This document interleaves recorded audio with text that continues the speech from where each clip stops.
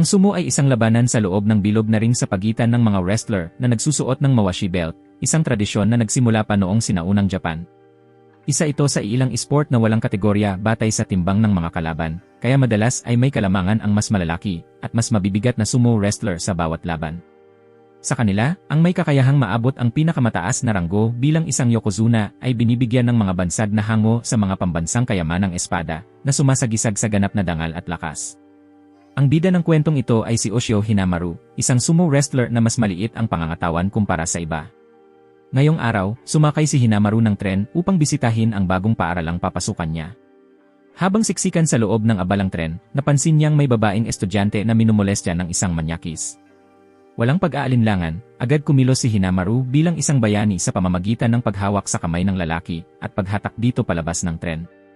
Gayunman, dahil tanging bahag lamang ang suot niya, muntik na siyang maaresto ng pulis at kinailangang magpaliwanag bago siya pinalaya. Dahil bumaba siya ng isang istasyon ng mas maaga, ngayon ay hindi niya alam kung nasaan siya at hindi rin nakatutulong ang mapang iginuhit ni Kirihito. Matapos magpalibot-libot ng ilang sandali, napansin ni Hinamaru ang isang sumo practitioner na nagsasanay sa ilalim ng tirik na araw, kaya agad siyang tumalon sa pader upang makisali. Ipinakilala niya ang sarili bilang si Hinamaru, isang estudyanteng nasa 3 taon ng middle school, na pumunta upang tingnan ang Ishigami High School dahil narinig niya ang tungkol sa kilalang sumo club nila. Ang matabang sumo practitioner ay nagngangalang Osuki, ang tanging miyembro ng sumo club sa paaralang iyon. Hinamon ni Hinamaru si Osuki sa isang laban at nagsimulang maghubad ng kanyang uniforme na naglantad ng matigas at maskuladong katawan na patunay ng matinding pagsasanay. Nagsimula ang laban at mabilis na sumugod si Hinamaru upang itulak si Osuki, halos mailabas ito sa ring. Tumangging sumuko si Osuki at bumawi ng atake, ngunit gumamit si Hinamaru ng napakabilis na galaw na nagpabagsak kay Osuki sa lupa. Nagulat si Osuki sa pambihirang galing ni Hinamaru, lalo na't hindi pa niya ito nakikita sa kahit anong torneo. Ipinaliwanag ni Hinamaru na naparito siya upang sumali sa sumo club, na labis na ikinatuwa ni Osuki kaya't napatalon-talon siya sa tuwa. Sa wakas, mayroon ng gustong sumali. Pagpunta nila sa silid para sa pagsasanay ng sumo, nadatnan nila itong inuokupa ng grupo ng mga siga, at isa pa nga sa mga ito ay dumura ng chewing gum sa sahig. Hiniling ni Hinamaru na pulutin ito ng lalaki, ngunit hindi siya pinansin. Kaya't hinawakan niya ang kwelyo ng lalaki at ibinagsak ito sa sahig, sabay banta na huwag siyang lolokohin. Sa sandaling iyon, lumapit ang isang lalaking may puting buhok na nagngangalang Yuma. Siya ang leader ng mga siga. Hindi man lang natakot si Hinamaru kay Yuma at hinamon pa ito sa isang laban ng sumo, ngunit pinagtawanan lang siya ng grupo. Takot na takot si Osuki, kaya't agad siyang lumapit upang humingi ng paumanhin kay Yuma at hinila palayo si Hinamaru. Si Yuma ang pinakakinatatakutang estudyante sa paaralan, walang nakatatalo sa kanya dahil pinag-aralan niya ang karate at nanalo pa sa Kanto Championship noong middle school. Binago ni Hinamaru ang usapan at nagtanong tungkol sa iba pang miyembro, ngunit ipinaliwanag ni Osuki na siya lamang ang tanging kasapi ng sumo club sa Odachi High School. Doon napagtanto ni Hinamaru na nagkamali siya ng pinuntahang paaralan.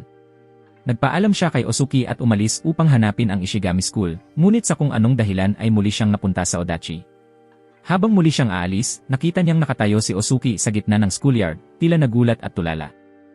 Wasak na ang sumuring na pinaghirapan ni Osuki, sinira ng mga sigang nakita nila kanina. Galit na sumugod si Hinamaru upang harapin si Yuma, ngunit pinigilan siya ng mga tauhan nito. Hinamon niya si Yuma sa isang laban ng harapan, ngunit agad na sumingit si Osuki, pinayuhang huwag nang makisangkot sa taong gaya ni Yuma, isang tuso at walang pakundangan kung makipaglaban. Upang protektahan si Hinamaru, kusang pumunta si Osuki sa US para humingi ng tawad kay Yuma, ngunit humiling si Yuma na talikuran ni Osuki ang sumo kapalit ng pagpapatawad. Hindi pumayag si Hinamaru na mangyari yon. Dumating siya sa Yewin gaya ng napagkasunduan, at nang makita siyang nakabahag lamang, pinagtawanan at hinamak siya ng grupo. Tinanong ni Osuki kung bakit siya naroon, at sinabi ni Hinamaru na tungkulin niyang pumunta, dahil ang taong tatalikod sa iba para sa sariling kapakanan ay kailanman hindi magiging isang yokozuna. Ang yokozuna ay dapat may matatag na kalooban, pinong teknik, at matibay na katawan. Sa kasamaang palad, hindi kalakihan ang katawan ni Hinamaru, kaya't tanging sa matibay na determinasyon lang siya bumabawi, dahilan kung bakit umaasa siyang kailanman ay hindi susuko si Osuki sa sumo. Narinig ito ni Yuma at napahanga siya kaya't napapalakpak, dama ang tapang ni Hinamaru. Nagtakda siya ng patakaran, kung makakaya ni Hinamaru na tumagal ng 10 minuto, siya ang panalo. Ngunit di nagtagal ay napagtanto ni Yuma na maling tao ang kanyang minamaliit. Upang marating ang narating niya ngayon, dumaan si Hinamaru sa matinding pagsasanay hanggang sa maging sintigas ng bato ang buong katawan niya. Sunod-sunod ang mga atake ni Yuma, ngunit nanatiling matatag si Hinamaru. Namumula na ang kanyang mga kamay, ngunit hindi siya nagpapakita ng kahit anong senyales ng pagsuko. Ang mga estudyanteng nagpaiwan para sa gabi ay nagsimula ng magtipon upang panoorin sila. Sa sumo, kapag anumang bahagi ng katawan maliban sa talampakan ng paa ang tumama sa lupa, talo ka na. Kaya sinanay ni Hinamaru ang sarili na huwag kailanman bumagsak, at tinutukso pa si Yuma na lumalaban siya gaya ng babae. Ngayon naman ay si Hinamaru na ang umatake. Gumamit siya ng isang galaw na nagpabagsak kay Yuma ng ilang metro palayo, isang tama lang, talo na si Yuma. Sa katunayan, isa siyang pambansang yaman na nagwagi ng sunod-sunod na kampyonato noong elementarya 3 taon na ang nakalipas. Napakalakas niya kaya binansagan pa siya ng mga tao ng palayaw na hango sa isang demonyo. Tinangka ng mga siga na sabay-sabay siyang salakayin, ngunit pinigilan sila ng kanilang leader. May 15 minuto si Yuma, ngunit hindi pa rin niya natalo si Hinamaru.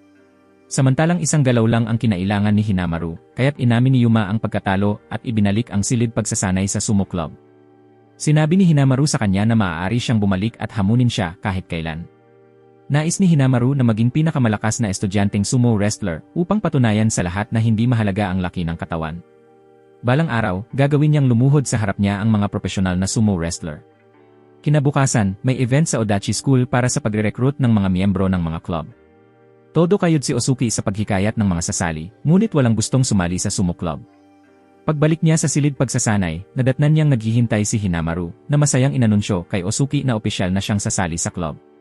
Pagkatapos sumali, nag-ensayo si Hinamaru kasama si Osuki buong hapon. Habang nagsasanay, paulit-ulit na nabigo ang presidente ng club na si Osuki, malinaw na hindi siya ka-level ni Hinamaru kahit ibinubuhos niya ang lahat ng kanyang makakaya. Gayunman, agad napansin ni Hinamaru na hindi talaga mahina si Osuki dahil masigasig itong nagsanay sa mga pangunahing ehersisyo, dahilan kung bakit matatag ang kanyang mga binti at likod, patunay ng matibay na pundasyong pisikal. Pagkatapos ng unang araw ng pagsasanay, labis na na-excite si Hinamaru at sabik na siyang sumabak sa nalalapit na torneo. Ngunit sa kasalukuyan, ang sumo club, kasama na siyang bagong miyembro, ay may 2 lamang na tao. Kailangan nila ng hindi bababa sa 5 upang makasali sa mga kompetisyon, kaya kulang pa sila ng 3 miyembro. Nag-aalala si Osuki, ngunit sinabi sa kanya ng bida na huwag mag-alala dahil may plano siya, at tiniyak na bukas ay marami ang lalapit upang magparehistro. Simple lang ang plano niya, magluto ng masarap na nilagang ulam upang makaakit ng mga tao. Samantala, si Yuma, ang kalaban ng bida noong nakaraang kabanata, ay nananaginip tungkol sa pagkatalo niya kay Hinamaru, halos mahulog sa upuan sa takot.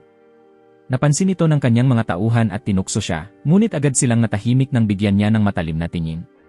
Samantala, abala si Hinamaru sa paghahanda ng kanyang nilaga, nais niya itong maging masustansya. Marami siyang inilagay na bawang at protein powder, ngunit dahil doon, naging napakapangit ng lasa, walang makakain, kahit mga pusa ay tatanggihan ito. Sa sandaling iyon, dumating ang isang senpai na nasa 2 taon, at buong gana nitong kinain ang nilaga ni Hinamaru habang masiglang pinupuri ito. Ang malaking lalaking ito ay si Chihiro, isang miyembro ng wrestling club. Dahil hindi pa rin nakakumbinsi sina Hinamaru at Osuki ng kahit sinong gustong sumali sa sumo club, binigyan sila ni Chihiro ng mga tiket para manood ng performance show ng wrestling club.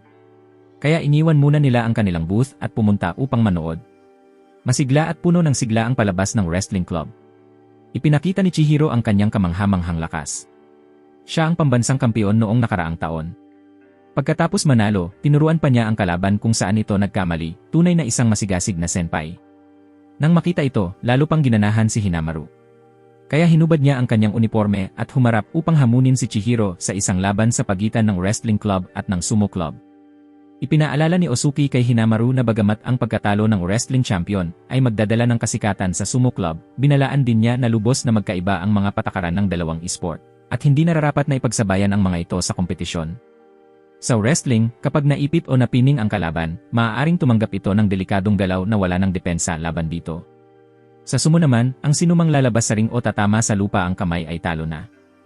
Itinuturing ni Chihiro na mahina ang sumo dahil hindi nito napapasuko ang kalaban. Kaya iminungkahi ni Hinamaru na maglaban sila, siya gamit ang mga patakaran ng sumo, at si Chihiro naman gamit ang mga patakaran ng wrestling upang malaman kung alin ang mas nakahihigit. Para maging patas, nagsuot si Chihiro ng sinturong katulad ng ginagamit ng mga sumo wrestler. Ang presidente ng student council na si Ryan ang nagsilbing referee sa laban. Nagsimula ang laban. Mabilis na sumugod si Chihiro na parang kidlat, balak niyang ibagsak si Hinamaru, ngunit itinulak pababa ni Hinamaru ang ulo nito sa lupa gamit lamang ang isang kamay. Kung sumo ang patakaran, talo na sana si Chihiro. Ngunit ayon sa mga patakaran ng wrestling, tuloy pa rin ang laban, kaya tumayo si Chihiro at muling nakipaglaban. Muling sumugod si Chihiro upang gamitin ang paborito niyang wrestling move para talunin si Hinamaru. Ngunit ang mga paa ni Hinamaru ay nanatiling matatag na parang bato, walang wrestler na mas magaling sa balance kaysa sa isang sumo wrestler. Samantala, kay Chihiro, madali lang ni Hinamaru na maitaas ang isang binti nito, dahilan para matumba siya, dahil hindi gaanong nagagamit ang ibabang bahagi ng katawan sa wrestling. Pagkatapos, ginamit ni Chihiro ang kanyang huling teknik, tinangkang pumasok sa ilalim ni Hinamaru upang i-shoulder throw siya. Ngunit ang lakas sa ibabang bahagi ng katawan ni Hinamaru ay hindi dapat maliitin. Hindi lamang naging walang epekto ang huling galaw ni Chihiro, kundi nakatapat si Hinamaru gamit ang left hand throw na nagpabagsak sa kanya palabas ng bilog, nagtapos ang laban. Hindi masaya ang hitsura ng presidente ng Student Council na si Rien nang makita si Hinamaru na panalo. Plano sana niyang paboran ang desisyon laban sa kanya, ngunit nabigo siya. Gayunpaman, pagkatapos ng laban, ipinakita ni Chihiro ang paghanga. Nauunawaan niya na kawili-wili ang sumo bilang martial art at humiling na sumali sa sumo club. Nais niyang masterin ang centering skills at hand attacks ng sumo upang maging isang mixed martial artist.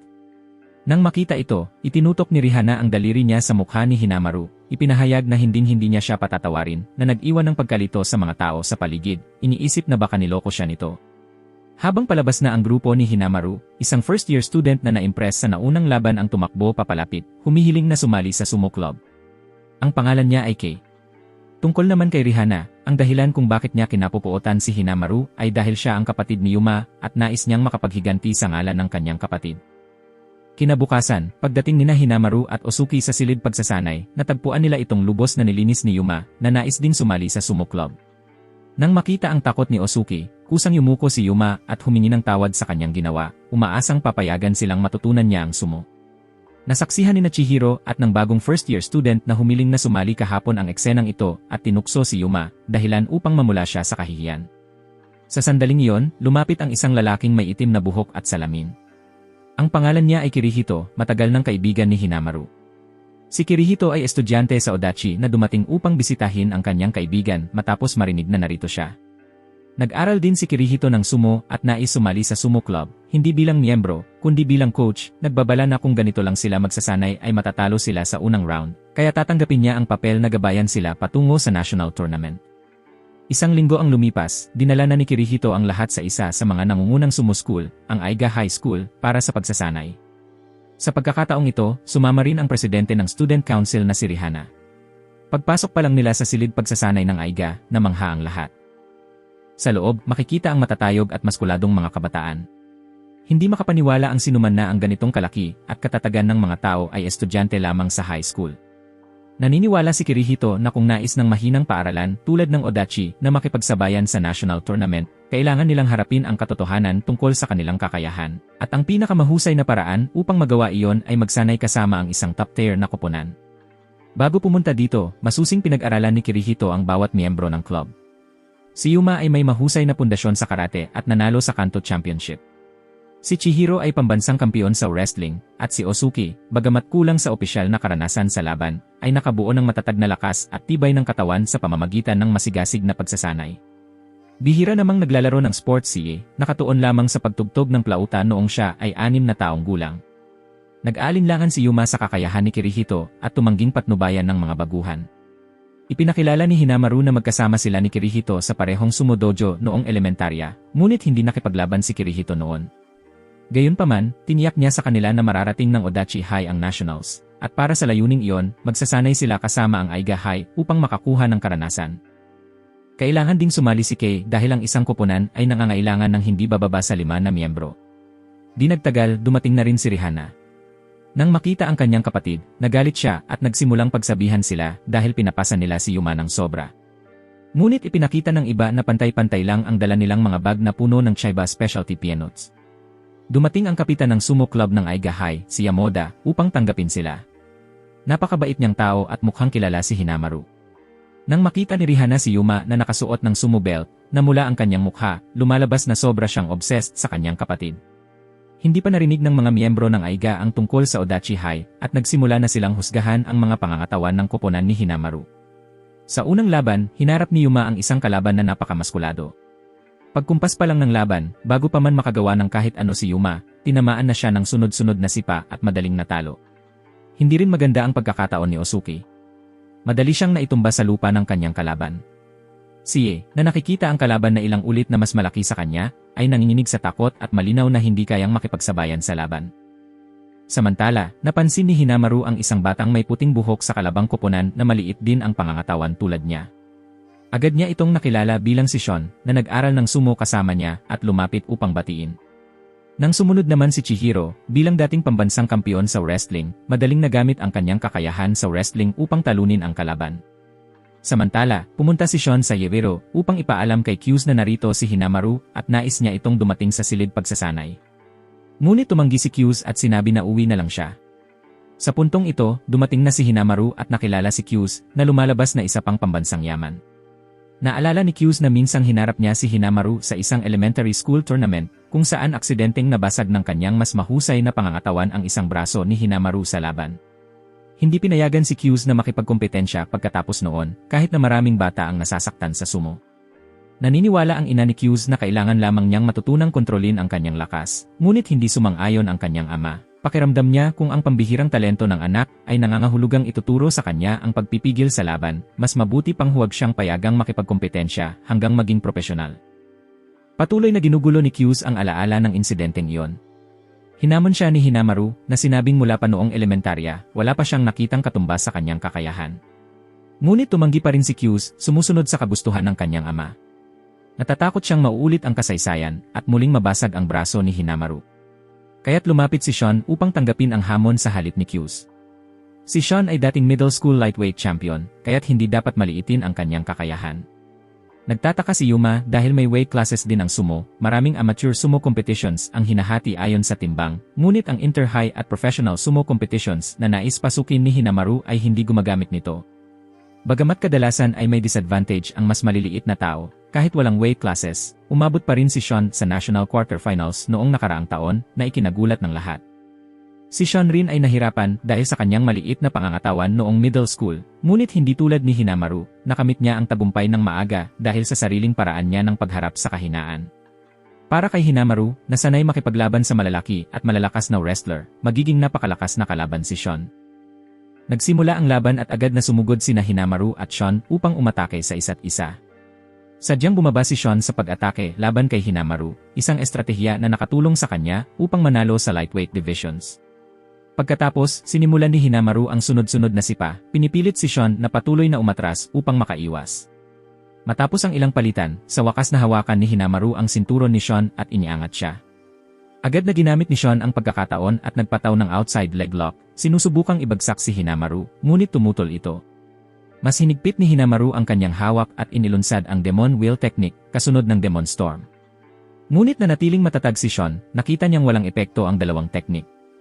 Pinagsama ni Hinamaru ang Demon Wheel at Demon Storm upang likhain ang kanyang ultimate technique, ang 100 Demon's Throw, na matagumpay na nagpabagsak sa kanyang kalaban at nagwagi.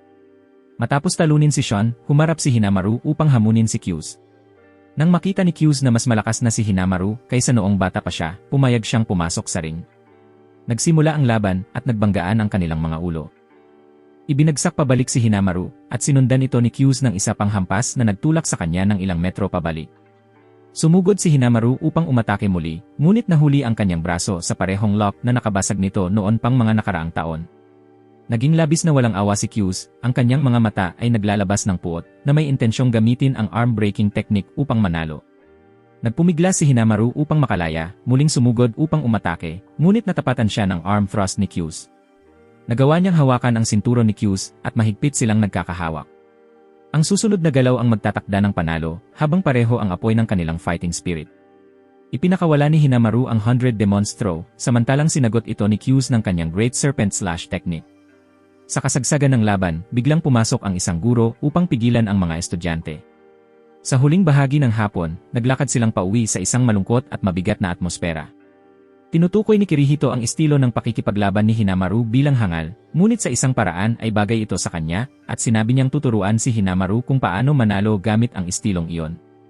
Kinabukasan, nagrenta si Kirihito ng isang fishing boat para sa lahat upang magsanay ng balanse sa dagat. Abala sina Hinamaru at Chihiro sa pag-aani ng seaweed, habang si Yuma ay nakaramdam ng sisik, maputla ang mukha at hindi matatag ang pagtayo. Mas mahina si Yi, hindi nakatiis at nagsuka sa dagat, na agad namang pinagsabihan ni Chihiro dahil sa polusyon sa kapaligiran. Patuloy na umaalon ang bangka sa bawat alon, kaya napakahirap panatilihin ang balanse, kahit kaunting kapabayaan ay agad magdudulot ng pagkahulog. Ang susi sa sumo ay mailagay ang kalaban sa kawalan ng balanse, kaya ang ganitong pagsasanay ay nakakatulong upang mapabuti ang balanse at katatagan. Ang matalino si Chihiro ay nagsabing alam niya ang layunin ng biyahe na ito. Maaaring ang pag-aani ng seaweed ay nagpapasimulate ng paghahawak sa mawashi belt sa sumo, ngunit mariin itong itinanggi ni Kirihito. Kinabukasan, habang papunta sa paaralan, biglang tinanong ni Kirihito si Hinamaru tungkol sa nakaraan. Sa isang pag-uusap sa telepono, tinanong ni Kirihito kung interesado pa rin si Hinamaru sa sumo, at syempre, matatag na tiniyak ni Hinamaru iyon. Gusto ni Hinamaru ang sumo dahil nais pa rin niyang patunayan ang lakas ng Yokozuna style na kanyang pinapangarap.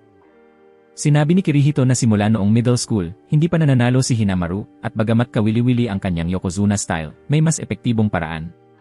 Ang pagsasanay lang ng husto ay hindi nangangahulugang magtatagumpay ka, ganito rin ang sinabi minsan ng guro ni Hinamaru, si Yamado Kuni. Noong nasa middle school pa siya, sa isang session ng pagsasanay, palagi siyang sinusuri ng ibang estudyante dahil sa kanyang pangangatawan. Sinabi ni Hinamaru na gagamitin niya ang attack method ng guro at magsusuot ng isa pang Yokozuna belt, ngunit sinabi na lang siya ni Teacher Yamato Kuni na magpraktis ng 3 taon pa at saka bumalik. Hanggang ngayon, patuloy pa rin si Hinamaru sa estilong iyon ng pakikipaglaban, hindi nagbabago. Habang naglalaro sa kanyang telepono, aksidenteng natuklasan ni Chihiro ang mga kinakailangan upang maging profesional na sumo wrestler. Ang pinakamababang taas ay 167 sentimetro, na nangangahulugang kahit gaano pa siya magsanay, hindi kailanman makakasali si Hinamaru sa professional competitions. Sa puntong ito, inayos na ni Kirihito ang hiwalay na schedule ng pagsasanay para sa bawat isa, inaayos ang mga detalye ayon sa kakayahan at kahinaan ng bawat miyembro. Nagtaka si Kei kung bakit hindi nagsasanay si Kirihito gayong siya rin ay kalahok sa kompetisyon. Ngunit ipinaliwanag ni Kirihito na hindi siya makikipagkompetensya, sa halip siya ay magtuturo upang kahit mga baguhan tulad ni Kei ay matalo ang iba. Ang unang laban ay pagitan ni Kei at Yuma. Sa simula pa lang, sumugod si Yuma at naglabas ng sunod-sunod na suntok kay Kei, ngunit sa isang pagkakataon lang, matagumpay na napabagsak ni Kei si Yuma na nawalan ng balanse, nahulog sa lupa, at nanalo. Ipinakita ni Yuma ang kanyang hindi pagkakasiya, ngunit nang marinig ang pagsusuri ni Kirihito sa kanyang kahinaan, na ang kanyang mga suntok ay inilalagay ang lahat ng lakas ng katawan sa itaas, kaya hindi kaya ng kanyang mga binti na suportahan siya, kaya kahit pag-iwas lang ay magdudulot ng pagkawala ng balance, naunawaan niya.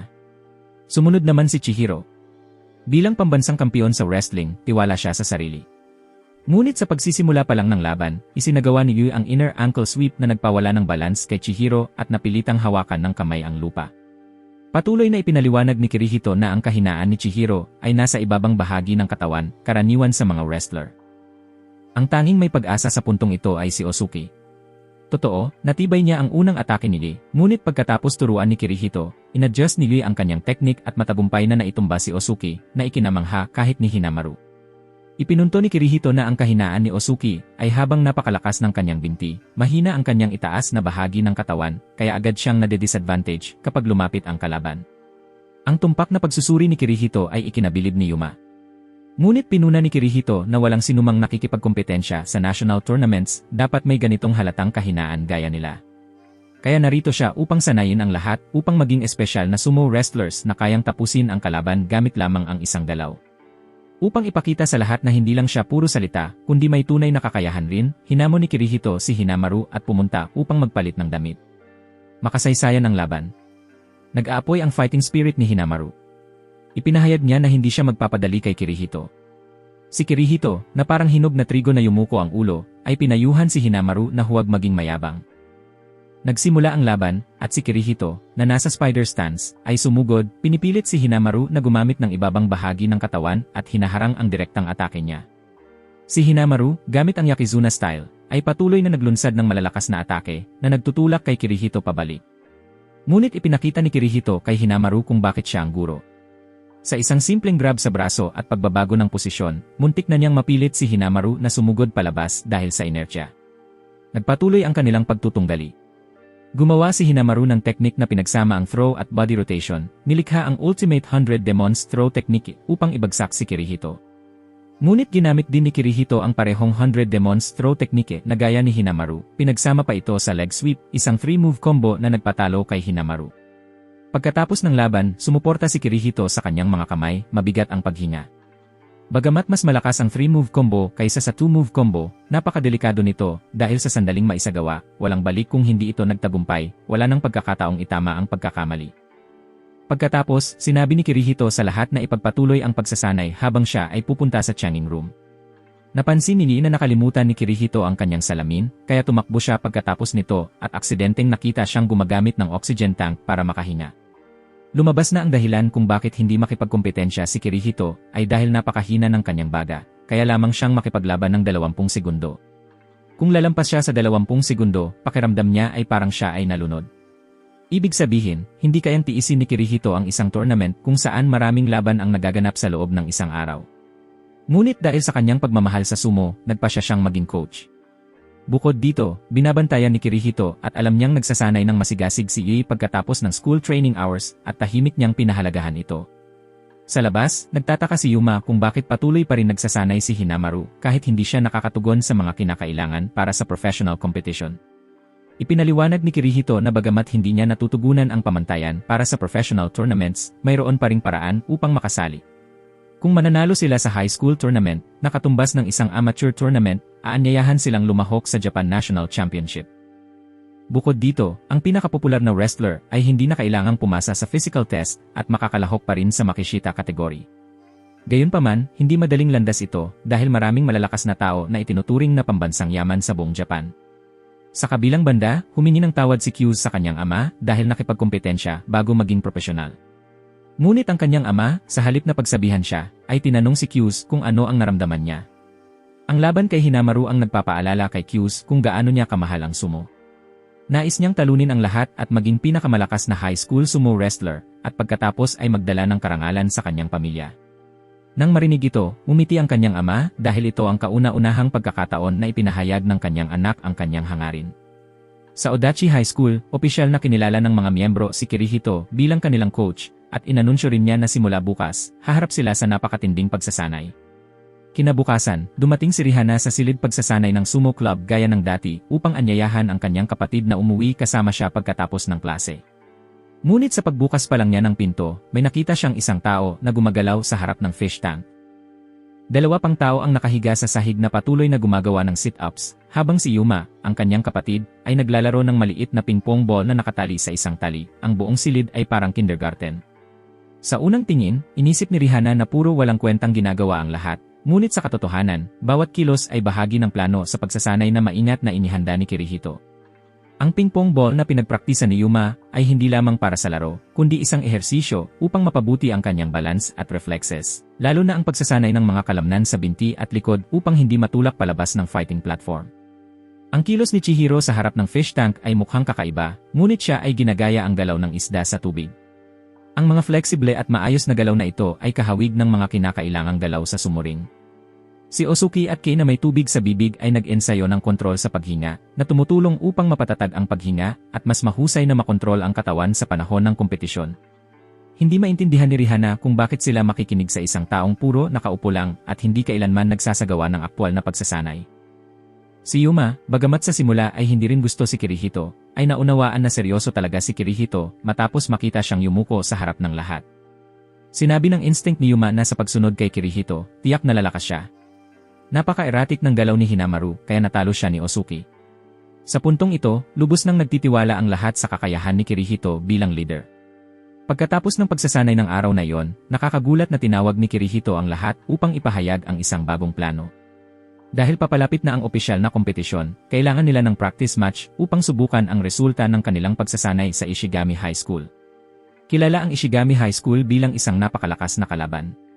Kabilang sa kanilang koponan ang isang middle school level Yakuizuna at isang katawagang pambansang yaman na si Mikazuki. Nai-excite si Hinamaru dahil malapit na niyang subukan ang kanyang pinahusay na 100 Demons throw technique. Ngunit binigyan siya ni Kirihito ng ibang lokasyon dahil doon siya kailangang magsanay. Kinabukasan, pumunta silang lahat sa Ishigami High School. Ang mga tarangkahan ng paaralan ay puno ng graffiti na nagbigay sa lugar ng magulo at mapanganib na atmosfera. Dahil kakabagsak lang ni Chihiro sa midterm exam niya noong nakaraang araw, hindi siya makikilahok ngayon. Biglang lumitaw ang isang gang ng mga delinquents na may asul at pulang buhok, nagbabanta sa grupo ni Kirihito. Nang sila ay malapit ng gumawa ng gulo, lumapit ang isang binata at pinigilan ang blonde-haired na isa, sinasabi ng mga bisita ito ng sumo club. Nang marinig ang sumo club, agad na nagbago ang ugali ng mga delinquents at tumakbo palayo. Iniwan pa ang kanilang mga tsinelas. Dinala ng blue-haired na binata ang lahat sa silid pagsasanay ng sumo.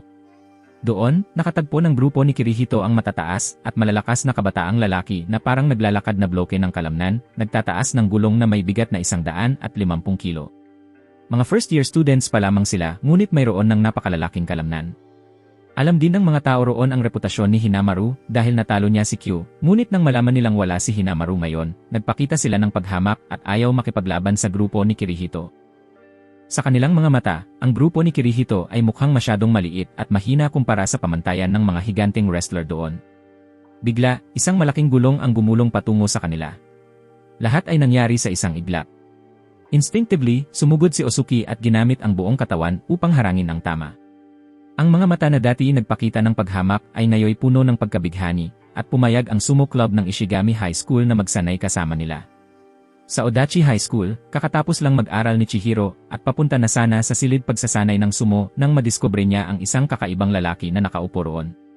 Ang atmosfera sa paligid ng lalaki ay naglalabas ng panganib, kaya naging maingat si Chihiro, ngunit nang lumapit siya, natuklasan niyang natutulog ang lalaki. Nainis sa kaswal na kilos na yon, nagdesisyon si Chihiro na lumapit at bigyan siya ng isang palakpak na sapat upang gisingin siya. Ang pangalan ng estranghero ay Araki mula sa Ishigami High School. Dumating siya upang scout ang sumo club ng Odachi High School matapos marinig na natalo ni Hinamaru si Q's at nais siyang makilala. Kumuha ng panganib si Chihiro at nagpakilala bilang si Hinamaru. Nang marinig ito, umalis si Araki na nadismaya, sinasabing kung totoong si Hinamaru ito, hindi siya mukhang sapat na malakas at ang pagkatalo ni Q's ay tiyak na swerte lamang. Napasaktan ang pride ni Chihiro at dahil hindi niya matanggap ang pagkadismaya, hinarap niya si Araki sa isang laban. Sa Ishigami High School, patuloy pa rin sa walang kapagurang pagsasanay ang grupo ni Kirihito. Ang kanilang unang laban ay pagitan ni Yuma at isang lalaki na may bigat na 166 na kilo. Salamat sa ping-pong ball exercise na itinuro ni Kirihito, madali para kay Yuma na i-coordinate ang kanyang mga atake sa galaw ng kalaban. Gayunpaman, ang diferensya sa timbang sa tunay na kompetisyon ay hindi biro, natumba si Yuma ng isang galaw lang mula sa kanyang kalaban. Samantala, nagsimula na rin ang laban ni Chihiro at Araki. Matapos ang ilang palitan, mabilis na naunawaan ni Araki na ang kalaban sa harap niya ay hindi ang Hinamaru na hinahanap niya. Sa katunayan, pareho silang mga wrestler. Ang laban ni Chihiro at Araki ay pinahinto ng matuklasan ng seguridad ang kanilang ginagawa. Bago umalis, nangako si Araki na magkakaroon sila ng isa pang laban ni Chihiro sa ibang pagkakataon. Ang susunod na laban sa Ishigami ay pagitan ng team captain na si Osuki at pambansang yaman na si Sada Mizuki. Natakot si Osuki na harapin ang isang malakas na kalaban, ngunit pinayuhan siya ni Kirihito, sinasabi na kung kaya niyang makasabay kay Hinamaru sa practice, wala siyang dapat ikatakot. Nagsimula ang laban. Sumugod si Osuki, na may layuning hawakan ang mawashi belt ni Mizuki upang kontrolin ang laban, ngunit madaling nakaiwas si Mizuki dahil sa bilis niya. Hindi man lang mahawakan ni Osuki si Mizuki at tila pinaglalaruan lamang siya, parang pusa na naglalaro ng daga. Magaan ngunit nakamamatay ang mga suntok ni Mizuki. Nalock ang braso ni Osuki sa pamamagitan ng outer hand grip technique na tumutok sa kasukasuan ng kalaban. Dahil sa ataking ito, labis ang sakit ni Osuki at hirap huminga, ngunit salamat sa water holding exercise na tinuro ni Kirihito, nakayanan pa rin niya at sinubukang kontrahin. Gayunpaman, napakalaki ng diferensya sa antas. Agad na inilabas ni Mizuki ang kanyang half moon technique at madaling na itapon si Osuki palabas ng ring. Pagkatapos ng pagkapanalo, ipinadala ni Mizuki ang hamon kay Hinamaru. Sa panahong ito, dumating na si Hinamaru sa Shibakiyama. Isang lugar na kilala sa pagsasanay ng pinakamalalakas na wrestler, bantog sa napakatinding training regimens. Sa loob ng Shibakiyama Dojo, malalaking sumo wrestlers ang nagsasanay kasama ang isa't isa. Si Master Shibakiyama, na may matalim na mata, ay nakaupo at pinagmamasdan, inaayos ang mga galaw ng mga wrestler. Akala ng mga wrestler doon na kakaiba ang kasiyahan ng kanilang guro ngayon dahil may isang babaeng estudyante na si Saki na nakaupo at nanonood. Ngunit sa katotohanan, ito ay dahil sa paglahok ng isang estudyante na tinatawag na trump card ng Odachi High School. Si Master Shibakiyama, na nakasunglases, ay nakaupo ng may kaba, sabik na makita ang kakayahan ng batang matapang na inangkin ni Kirihito na magiging first-rate sumo wrestler. Biglang pumasok si Hinamaru. Dahil sa maliit niyang tangkad, inakala ni Master Shibakiyama na siya ay katulong lamang ni Hinamaru. Nang marinig niyang siya nga ay si Hinamaru, hindi makapaniwala si Master Shibakiyama na ang batang ito ay 152 sentimetro lamang ang taas at mukha pang mahina. Ngunit dahil narito na siya, sumali na si Hinamaru sa pagsasanay. Habang pinagmamasdan ang galaw ni Hinamaru, lumapit ang isang senpai at pinuri ang kanyang footwork, ipinakilala ang sarili bilang Terahara, isang dating high school sumo wrestler, at sinabihan siyang huwag mag-hold back. Naging medyo tensyonado si Hinamaru habang naramdaman ni Saki na naging magaan ang atmosfera mula nang dumating siya. Bagamat narito si Hinamaru, ang mga sumo wrestlers ay mukhang normal lamang, tila minamaliit siya dahil nagsasanay ng sumo dahil gusto lang niya. Sa puntong ito, lumapit ang isang wrestler kay Hinamaru at inimbitahan siyang sumali sa isang laro na tinatawag na Shibakiyama Challenge na sinasalihan ng lahat ng nag-ensayo dito. Ang patakaran ng larong ito ay kung maitulak ni Hinamaru ang isa sa mga wrestler palabas ng ring, makakakuha siya ng isang shirt bilang souvenir. At syempre, hindi siya natatakot sa kahit sino. Ang unang haharapin niya ay si Terahara. Nag-isip si Terahara sa kanyang isip ng senaryo kung saan babaliktarin niya si Hinamaru ng kaunti at pagkatapos ay hahayaan siyang manalo. Ngunit inutusan siya ni Master Shibakiyama na makipaglaban ng seryoso. Nagsimula ang laban. Sumugod si Hinamaru, tumama kay Terahara Senpai, at naitulak siya. Pagdating ng pagkakataon na makaresponde si Terahara, ang kanyang paa ay nasa labas na ng ring. Nagbiro si Hinamaru na talagang gusto niya ang mga souvenirs dito, ngunit gusto rin ng kanyang mga kaibigan, kaya umaasa siyang pahihintulutan siya ng master na lubos na maranasan ang lahat ng training exercises sa Shibakiyama. Samantala, huminto muna sa pagsasanay ang grupo ni Kirihito at nagpapahinga. Lahat sila ay nagtaka kung bakit pinili ni Kirihito ang Shibakiyama Dojo. Sa profesional na mundo, itinuturing ang Shibakiyama bilang pinakastriktong dojo sa pagsasanay, bantog sa isang master na may nakakatakot at nakakapabagsik na atake na tinaguriang firecracker. Siya ay isang taong nagpagod ng husto sa Yokozuna Yamato Kuni noong kanyang kasikatan, na may fighting style na kahawig ng kay Hinamaru, maliit ngunit laging pinipili ang direktang atake. Ang dahilan kung bakit pinili ni Kirihito ang Shibakiyama ay upang makita kung ano ang mararamdaman ng master sa makita ang fighting style ni Hinamaru. Sa kabilang panig, patuloy na tinalo ni Hinamaru ang kalaban pagkatapos ng kalaban. Ngayon, napagtanto na ni Master Shibakiyama na labis niyang minaliit si Hinamaru. Sa kabila ng mga pagkabigo, hindi siya sumuko at ang kanyang dedikasyon ay kumalat pa sa iba pang mga wrestler. Natuklasan ni Saki na lihim na pinagmamasdan ni Norihiro Senpai si Hinamaru habang nagsasanay at tinawag siya ni Master Shibakiyama upang lumabas. Hanggang ngayon, nakipaglaban lang si Hinamaru sa mga second at third rate na wrestler. Sa mundo ng sumo, tanging 70 katao sa ranggong juryo pataas ang pinapayagang itali ang kanilang buhok sa Oicho style at tawaging seketori. Tanging ang mga seketori ang pinapayagang magsuot ng puting mawashi belt sa pagsasanay at isa si Norihiro sa kanila. Ngunit nangaha si Hinamaru na hamunin si Norihiro. Sinubukan ng ibang mga wrestler na pigilan siya, ngunit sa sorpresa, sinabi ni Norihiro na gusto rin niyang labanan si Hinamaru. Nagsimula ang laban. Sumugod si Hinamaru para umatake, ngunit hindi man lang gumalaw si Norihiro. Sa isang galaw lang, madaling naitapon ni Norihiro si Hinamaru sa lupa, sa wakas ay nakatagpo ng tunay na malakas na kalaban. Masigasig na humiling si Hinamaru ng sunod-sunod na hamon, ngunit napakalaki ng diferensya sa pisikal at kakayahan, hindi niya matalo si Norihiro. Hahanda na umalis si Norihiro, iniisip na ang karagdagang laban ay sayang lang ng oras, ngunit gusto ni Hinamaru na hamunin siya muli dahil isang araw lang siya narito. Naramdaman ni Norihiro na matigas ang ulo ni Hinamaru. Kahit na nabigo siya, wala namang kahihiyan kung ang isang tulad niya ay magiging medyo matagumpay sa high school sumo environment. Ngunit pakiramdam ni Hinamaru, ang pagiging medyo matagumpay ay hindi sapat. Gusto niyang maging isang yakuza tulad ni Norihiro. Itinuring ni Norihiro na biro ang pangarap ni Hinamaru na maging yakuza dahil alam niya kung gaano katagal at kahirap ang landas na yon. Pumayag si Norihiro sa isa pang laban, ngunit ang kanyang mga mata ay naging malamig at matalim. Naiintindihan din ni Hinamaru na kailangan niyang pagbutihin ang kanyang paraan ng pakikipaglaban. Dahil wala siyang kakayahang malampasan si Norihiro, inayos niya ang kanyang preparatory stance sa pinakamababang posisyon. Nagsimula ang laban. Inilunsad ni Norihiro ang direktang tama sa mukha ni Hinamaru, ngunit ginamit ni Hinamaru ang kanyang mga tuhod bilang buffer upang maabsorb ang suntok, kaya nakatiyaga pa rin siya. Naalala ni Hinamaru ang mga naunang salita ni Norihiro, at ang kanyang mukha at determinasyon ay naging mas matatag na may di makapaniwalang lakas na sumasabog sa kanyang katawan. Sumugod si Hinamaru na parang nagliliyab na demonyong apoy. Hinawakan ni Hinamaru ang mawashi belt ni Norihiro at itinapon siya sa lupa na nagdulot ng gulat sa lahat ng nakapaligid. Ngunit nang humupa ang alikabok, si Hinamaru ang nakahiga sa lupa. Itinulak muna siya ni Norihiro. Bagamat natama rin ang kanyang tuhod sa lupa, dahil napakalapit na niya sa tagumpay, labis na nagalit si Hinamaru. Nangako si Norihiro na makikita niya siya muli bukas upang mas makita ang kanyang kakayahan. Samantala, bumalik na sa paaralan ang grupo ni Kirihito. Sinabi ni Chihiro sa kanila na may dumating na isang lalaki na nagngangalang Araki mula sa Ishigami High.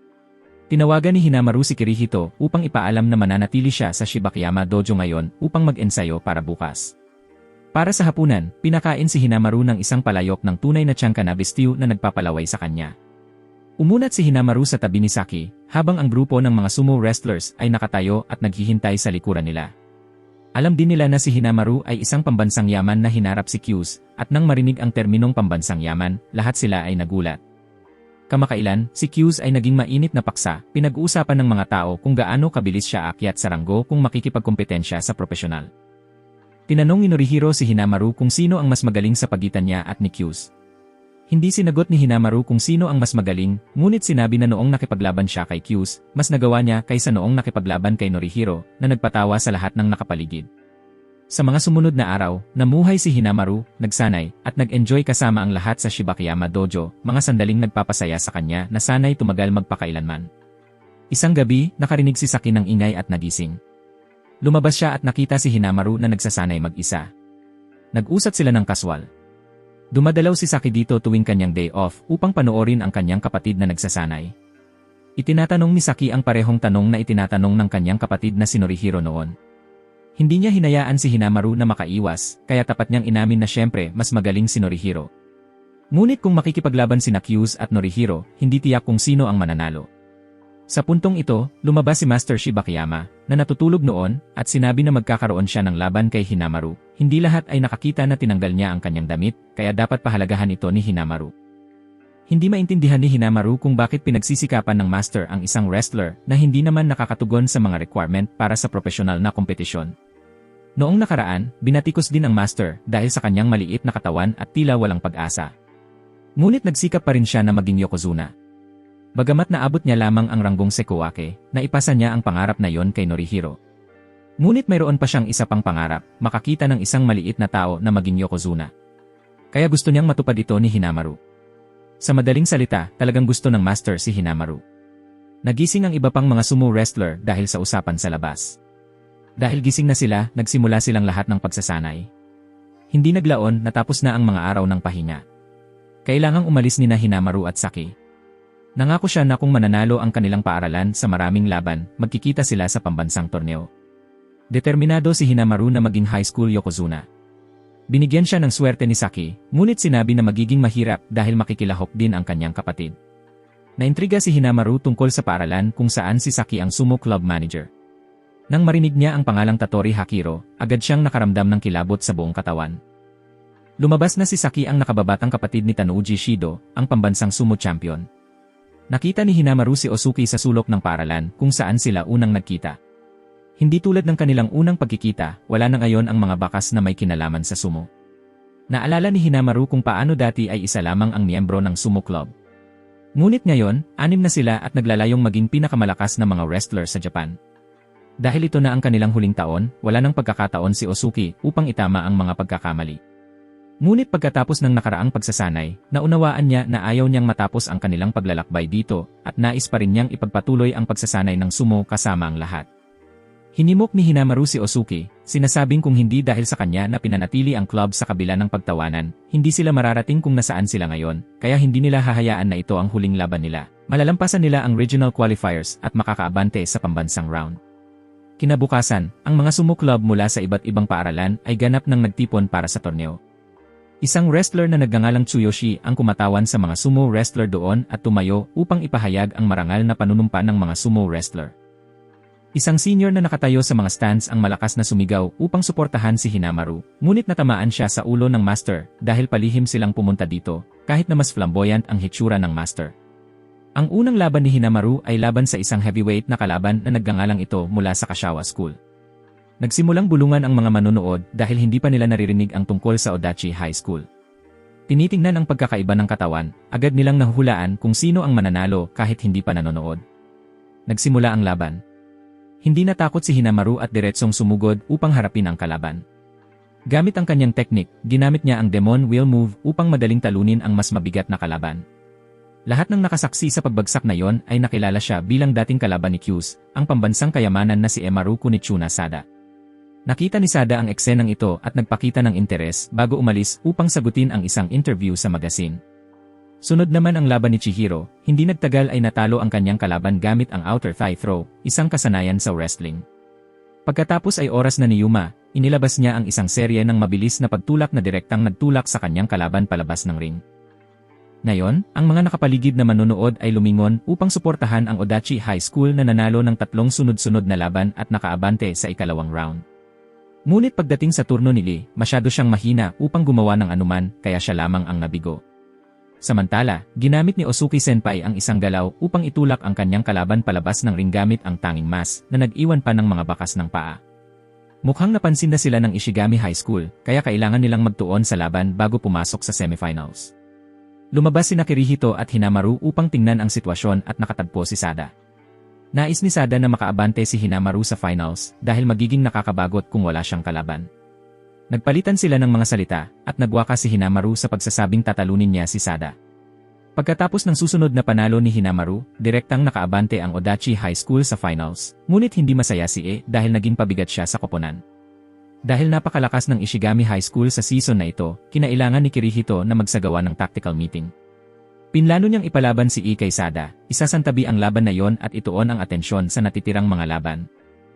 Susubukan nilang manalo sa mga laban na kaya nila, tiyakin ang kabuang panalo, at sama-samang maging pinakamalakas na koponan sa Japan. Sa finals na ito, ang unang tatayo sa fighting platform ay si Kei, at halos parang laro ito dahil ang kanyang kalaban ay isang matangkad na lalaki na ilang ulit ang laki kumpara sa kanya. Nagsimulang bumulong ang mga tao sa paligid, ngunit nanatili ang kumpiyansa ni Kei, suportado ng paghihikayat ng kanyang mga kakampi. Naalala ni Kei ang nakaraang training session. Hindi siya makagawa ng anuman noon, ngunit patuloy siyang hinihikayat ni Kirihito at tinanggap pa rin siya ng ibang miyembro. Kaya nais ni na maging mas malakas upang manalo, gagawin niya ang lahat hanggat makakatulong ito sa koponan. Nagsimula ang laban. Ang matangkad at mas muskular na kalaban ay sumugod. Ngunit si Yu ay hindi nagaya noon. Sa maliit niyang katawan, mabilis siyang nakalusot sa likod ng kalaban at sinubukang hawakan ang kanyang mawashi belt. Gayunpaman, sobrang bilis ng reaksyon ng kalaban. Mabilis itong lumiko at inilunsad ang isang galaw na nagpadala kay Lee diretsyo palabas ng ring. Tunay nga, hindi sapat ang kasanayan lamang upang makamit ang panalo. Dahil ang sumo ay isang martial art kung saan napakahalaga ang pisikal na anyo. Pinagaan ni Captain Osuki Sige, sinasabing nagawa niya ng mahusay at hindi niya dapat ikalungkot. Ang susunod na laban ay sa pagitan ni Chihiro at Araki. Kahit na ito na ang finals, abala pa rin silang magbiruan at manlaban sa salita. Matapang na idineklara ni Araki na ito na ang magiging ikalawang pagkatalo ng Odachi High School. Nais ni Araki ang isang laban kung saan walang mental pressure, ang magkabilang panig upang malaman kung sino ang mas malakas. Ang sport ng sumo ay tinatawag na team competition, ngunit sa katunayan, 5 itong individual matches, kaya hindi dapat masyadong mag-alala sa laban na ito. Nagsimula ang laban at parehong hindi gumalaw ang dalawang manlalaro. Nagsimulang bumuyo ang crowd. Pumunta ang mga tao rito para manood ng sumo, ngunit ang dalawang lalaki ay mga wrestlers mula sa dalawang magkaibang martial arts. Si Chihiro ang unang kumilos, hinawakan ang parehong mga binti ng kanyang kalaban, ngunit ito ay inaasahan na ni Araki. Hindi pinansin ni Araki ang lahat ng sinabi ng kanyang mga kakampi noon, ang palakpakan ng crowd, ang titulong kampyonato, ang mga inaasahan ng mga senpai, at ang mga araw ng masinsinang training. Ang pinakamahalaga ngayon ay talunin ang kalaban sa harap niya. Nag-counter si Araki gamit ang inner thigh throw, sinubukang ihagis si Chihiro sa gilid. Tumugon si Chihiro gamit ang hip throw, iniisip niyang siya ang mananalo, ngunit nagawang ilagay ni Araki ang kanyang timbang sa tuhod ni Chihiro, nag-somersault sa ere, at tumama sa lupa, na ikinagulat ng mga nakapaligid na manonood. Nawala ang balanse ni Araki. Dumiretso si Chihiro sa pag-atake, ngunit sinalubong ng sacrifice technique ng judo, gamit ang buong bigat ng katawan para hilahin pababa ang kalaban. Walang wrestling moves ang makakatulong kay Chihiro na makalabas sa sacrifice technique na ito. Habang halos sumuko si Chihiro, ang boses ni Hinamaru ang nagbalik sa kanya sa realidad. Naintindihan ni Chihiro na perpekto ang sitwasyon, ipinatupad niya ang Demon Wheel technique upang ihulog si Araki sa lupa. Matapos ubo ng malakas, idineklara niya ang kanyang sarili bilang pinakamalakas. Matapos talunin ni Chihiro si Araki, nagsimulang palakpakan ng crowd. Hindi ito laban ng judo at wrestling dahil kung judo ang laban, panalo si Araki, at kung wrestling naman, tiyak na panalo si Chihiro. Ito ay sumo. Matapos matalo kay Chihiro, hindi makapaniwala si Araki at nanatiling nakahiga sa lupa. Dahil sa panalo sa ikalawang laban, nagtabla ang score ng Odachi High School at Ishigami High School. Susunod ay ang turn ni Yuma na lumaban. Sinabi ni Chihiro na mayroon na silang karapatang matalo ng isa pang laban na ikinainit ng dugo ni Yuma. Matapos ang performance ni Chihiro, nakatuon na ang isip ni Yuma sa tagumpay lamang. Sa ring, nakatayo pa rin si Araki, parang naston at tumatangging umalis sa fighting platform. Kinailangan pang pumunta ng captain ng Ishigami team para hikayatin siya bago siya umalis. Ang kalaban ni Yuma sa laban na ito ay ang captain ng Ishigami team. Napansin nila ang marka sa kanyang noo at hinulaan na maaaring siya ang tipo na unang mag-headbutt. Kaya kung masyadong lalapit si Yuma, talo na siya agad. Nagsimula ang laban. Napakalakas ng kalaban at agad na tumama ng direktang suntok sa mukha ni Yuma, kasunod ang sunod-sunod na atake. Tumama siya ng may sama ng loob dahil si Yuma ang leader ng gang ng Odachi School. Palaging nagkakaroon ng abala ang Ishigami School sa mga troublemaker na nang-aasar sa sumo club. Minsan pa nga, ipinagbawal sila sa mga kompetisyon dahil sa kabuluhan ng mga gang na yon. Kaya ang pagtayo ni Yuma doon ay parang punching bag para mailabas ng kalaban ang kanyang sama ng loob. Ang tuloy-tuloy na atake ay pinilit si Yuma na patuloy na umatras nang hindi makagawa ng kahit ano at di nagtagal, napunta siya sa sulok. Habang malapit ng matalo, naalala ni Yuma na minsang miyembro siya ng Karate Club, ngunit na-expel dahil sa kanyang delinquent na pag-ugali. Kahit anong hingi niya, mariing tumanggi ang master doon na payagan siyang mag-training dahil sa mga mansa at pinsalang kanyang nagawa. Sa ilalim ng malakas na ulan, lumuhod si Yuma at nagmakaawa na makapag-training dahil gusto niyang manalo para sa kanyang mga kakampi. Nakita ng master ang isang delinquent na nagbaba ng sarili para sa kanyang mga kakampi, at naantig, kaya pumayag siyang manatili at mag-training si Yuma. Bumalik sa laban, ginamit ni Yuma ang defensive move mula sa karet na pinagsama sa rotation na nagdulot ng pagkawala ng balance ng captain ng Ishigami. Sinamantala ang pagkakataong ito, tuloy-tuloy na sumugod si Yuma, direktang tinatamaan ang ulo ng kalaban. Ngunit ang kalaban ay hindi madaling talunin, tumama siya kay Yuma gamit ang kanyang ulo, halos maitaboy siya palabas ng ring. Naalala ni Yuma ang pagtuturo ng kanyang master, kaya't isinagawa niya ang isang leg sweep. At tumama siya ng direktang kick sa paa ng captain ng Ishigami, ngunit hindi naapektuhan ang kanyang binti. Gayunpaman, hindi iyon ang pangunahing atake. Sinundan ni Yuma ito ng kanyang ultimate city breaking fist na nagdulot ng pagkatumba at halos mahulog ang kalaban. Sumugod si Yuma upang tapusin ang laban, ngunit ipinatupad ng captain ng Ishigami ang isang arm lock, at pagkatapos ay tinapos siya gamit ang back throw technique, itinapon siya gamit ang isang kamay lamang. Ngayon, ang score ay 2-1 pabor sa Ishigami High School. Isa pang talo, at opisyal nang maaalis ang Odachi High School sa torneo. Ang susunod na tatayo sa fighting platform ay si Osuki. Kung may tsansa pa ang Odachi High School na umabante, nakasalalay ito sa team captain na ito. Ang kalaban ni Osuki sa pagkakataong ito ay isang lalaking may salamin. Kailangang manalo siya sa anumang paraan, kung hindi, kakasuhan ng konsensya sina Kei at Yuma. Sa ilalim ng matinding presyong pang-isipan, lumapit si Hinamaru, tapik sa likod niya, at hinikayat siya, kahit nasa paraan ng tough love. Bagaman maaaring hindi kasing maaasahan ng captain ng Ishigami si Osuki, siya ay isang tao na handang tanggapin ang dating kalaban, ang mga taong hindi kailanman naglaro ng sports, at mga bagong miyembro ng sumo sa kanyang koponan. At doon, kinilala siya ng lahat bilang kanilang captain. Lahat ay naniniwala na siya ang mananalo. Matapos ang ilang salita ng paghikayat mula kay Hinamaru, muling napanumbalik ni Osuki ang kanyang espiritu at tumayo sa fighting platform. Sa panig ng Ishigami, ang kalabang may salaming apat ang tiwala at ipinagmamalaki kay Sada na tatapusin niya ang laban sa puntong ito. Dahil sa match point na pag-aari ng Ishigami High School, mas lalo pang sumigaw ang madla. Gayunpaman, ang referee ay nagsignal lamang na pumwesto nang biglang sumugod ang kalaban at binangga si Osuki gamit ang ulo na nagpatumba sa kanya sa lupa. Bagaman ito ay isang fall at dapat muling simulan ang laban, naidulot na nito ang napakalaking presyong pang-isipan sa mga miyembro ng Odachi High School.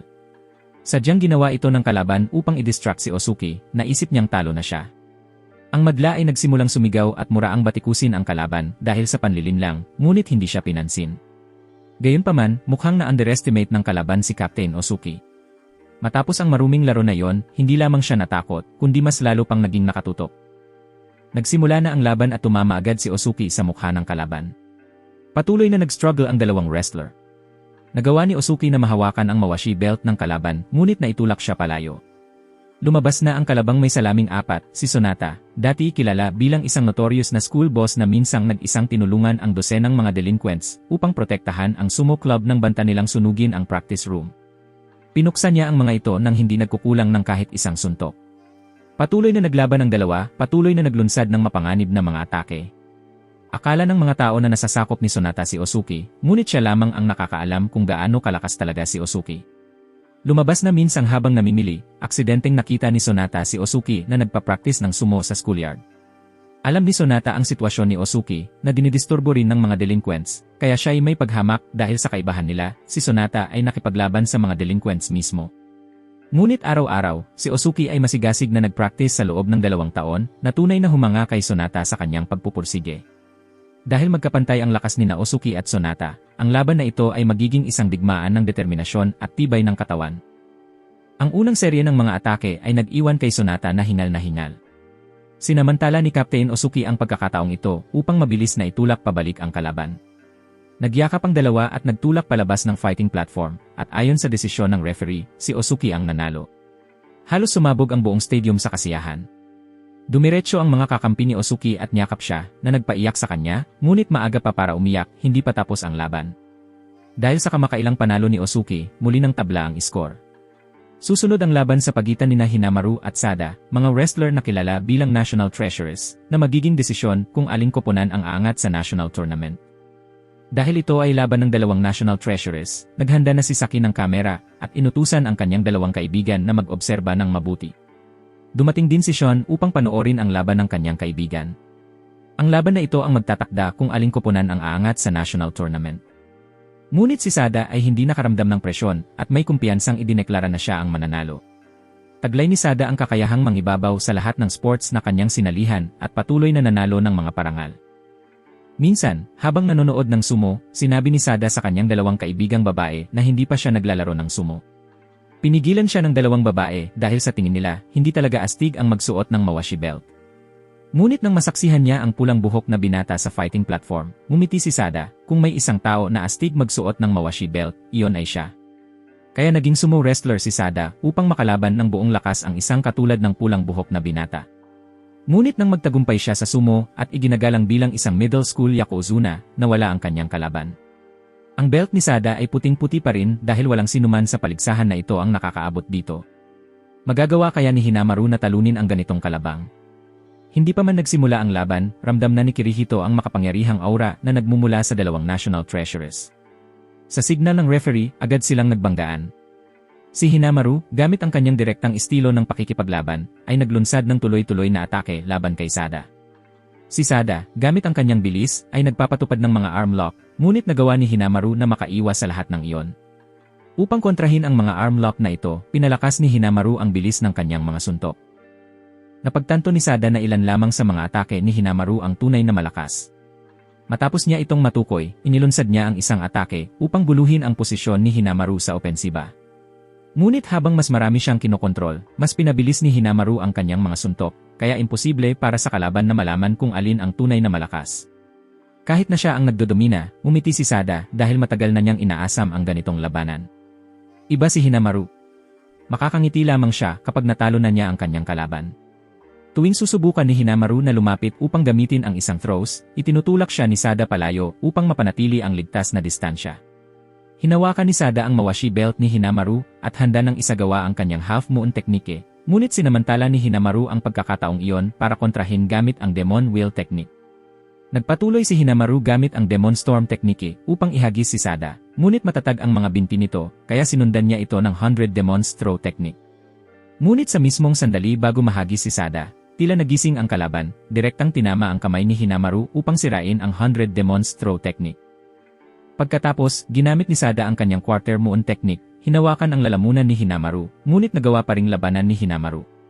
Matibay na hinawakan ni Hinamaru ang mawashi belt ni Sada upang ihagis siya, ngunit na-block ang atake na ito. Pagkatapos, inilunsad ni Sada ang kanyang counter full fist, second moon technique, sa pag-aakala na matatalo niya si Hinamaru, ngunit matatag pa rin ang binti ni Hinamaru sa lupa. Bagaman nakataka sa arm lock ni Sada, nasaktan na ang kamay ni Hinamaru. Sa kabila ng sakit sa kanyang kanang braso, tuloy pa rin si Hinamaru sa pagtulak, sumagupa sa ulo ni Sada, at sinamantala ang pagkakataon upang isagawa ang isang atake sa 3 puntos ng sabay-sabay. Gamit ang lahat ng kanyang lakas, determinasyon, at paniniwala ng kanyang mga kakampi, matagumpay na naisagawa ni Hinamaru ang 100,000 Demons Throw Technique, nahagis si Sada pababa, ikinagulat ng lahat sa paligid. Opisyal nang nakasiguro ang Odachi High School ng tiket patungo sa national tournament matapos ang panalo ni Hinamaru. Parang sasabog ang buong stadium. Kahit si Ryan, na dati ayaw sa sport na ito, nagbago ang pananaw. Pagkatapos ng laban, sinuri ni Kirihito ang sugat sa kamay ni Hinamaru. Sa kabutihang palad, maliit lang ang pinsala at hindi dislocation. Sinabi ni Hinamaru kay Kirihito na kalma lang, walang dahilan para mapanik. Tinutukso siya ni Chihiro na isang coach, ngunit walang silbi sa pinakamahalagang laban. Ngunit siya ang masaya at nagdiwang ng pinakamalakas, na nagpula ang mukha ni Kirihito, habang sinasabi na parang nanonood ng kanyang anak sa dula ang isang ina, na nagpaiwan sa lahat ng nalilito sa ibig niyang sabihin. Natupad ni Hinamaru ang pangako niya kay Captain Osuki, na hindi ito ang huling laban niya. Napansin ni Chihiro na sa huling paghagis ni Hinamaru, nakaramdam siya na hindi sapat ang lakas ng kanyang braso, kaya ginamit niya ang buong katawan niya. Ito ay purong instinct ni Hinamaru, at hindi alam kung gaano pa siya kalakas. Bagaman nanalo sila, hindi natuwa si Kei dahil wala siyang naitulong sa tagumpay na ito. Lumapit si Yuma upang himukin siya, na sinasabi na maaaring pabigat sila ngayon, ngunit kailangan ipakita sa kanilang mga kakampi kung ano ang kaya nilang gawin sa national tournament. Pagkatapos ng lahat sa isang laban, kailangan may mananalo at matatalo. Ang mga nagwagi ay pinarangalan at binati ng lahat, habang ang mga natatalo ay kailangang tanggapin ang pagkatalo at umalis ng may panghihinayang. Sa panig ng Ishigami High School, matapos masugatan ang braso ni Hinamaru, ang kanang balikat ni Sada ay na-dislocate din at may bali sa buto. Lubos na nadismaya si Sada sa kanyang sarili. Kahit na pinupuri bilang isang national treasure at paunahing manlalaro ng koponan, natalo siya at nabigo ang lahat. Nang makita si Sada sa ganoong kalagayan, lumapit ang kapitan ng koponan ng Ishigami upang himukin siya. Ipinahayag niya ang kanyang hangarin na manatili si Sada sa sumo club at tulungan itong maging mas malakas. Ang sumo club ng Ishigami High School ay ipagkakatiwala na sa kanya. Si Araki ay umiiyak pa rin ng malakas matapos matalo sa Odachi High School, sinisisi ang sarili sa pagkatalo ng koponan. Ang ibang miyembro, tila napagod na sa sitwasyon, ay nakisama sa kanya, na lalo pang nagpaluha kay Araki. Dahil sa nakabibinging tagumpay laban kay Sada, ngayon ay alam na ng lahat ang tunay na lakas ni Hinamaru. Ngunit ang dalawang lalaki kasama si Saki ay naniniwala pa rin na hindi siya kasing lakas ni Tennoji, nag-aaway kung sino ang magbibigay ng video na naitala ni Saki sa kanya. Sa puntong ito, dumating na rin si Master Shibakiyama, sinasabihan ang lahat na magsalita ng mahinahon upang hindi mabunyag ang kanyang pagkakakilanlan, ngunit nakilala na siya ng lahat. Sa panig ni Sean, matapos panoorin ang laban, kinailangan nilang aminin na mas malakas na si Hinamaru kaysa noong nilaban niya si Kyus, ngunit mula nang makipaglaban kay Hinamaru, nakulong si Kyus sa training room. Sa pagtatapos ng koponan na torneo ng mga high school, ang mga sumo wrestler ay lilipat naman sa individual na torneo. Si Sada, matapos ang kanyang kamakailang injury, ay hindi makakalahok kaya halos tiyak na mananalo si Hinamaru. Ngunit hindi ganoon iniisip ni Hinamaru. Ang kanyang kalaban ay si Chihiro, na may layuning talunin si Hinamaru at maging pinakamalakas na wrestler. Bukas ang pintuan ng tagumpay para sa lahat, at si Hinamaru ang siyang pupuksa sa lahat ng pagsusumikap at pag-asa na maging pinakamalakas na wrestler. Paglabas ni Rihana mula sa tolda, nakita niya si Saki na paparating upang tanungin kung siya ang manager ng sumo club ng Odachi High School. Napatawa si Rina ng awkward, sinabing hindi ito baseball o soccer kung saan may female manager. Nang marinig ito, kumulo ang mukha ni Saki, napagtanto niyang hindi siya basta-basta. Sa puntong ito, malapit nang magsimula ang individual na torneo. Si Osuki ang mauunang lumaban.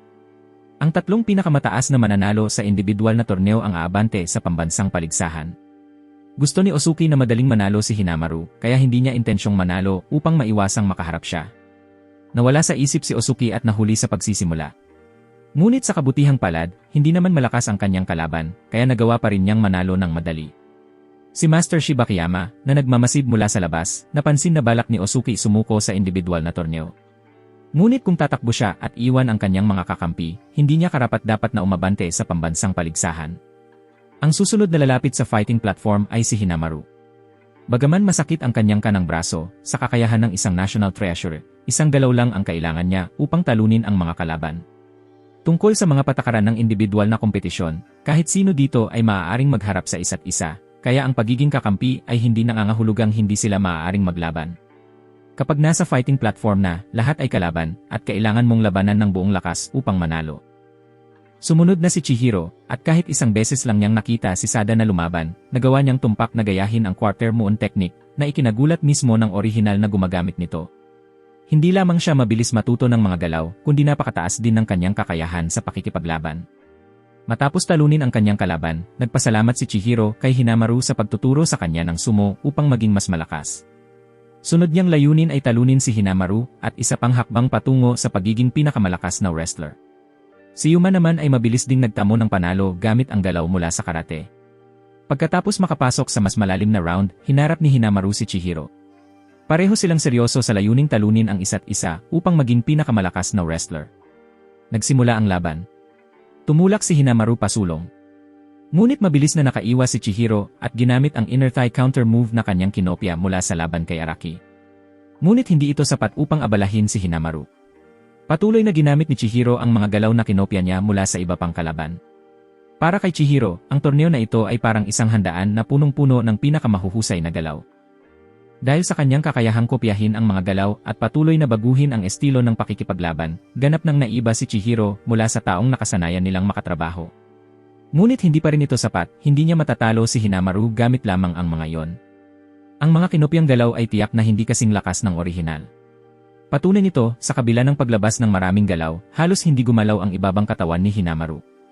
Ginamit ni Chihiro ang leg sweep technique ni Yuma upang i-distract si Hinamaru at sinubukan ang headbutt.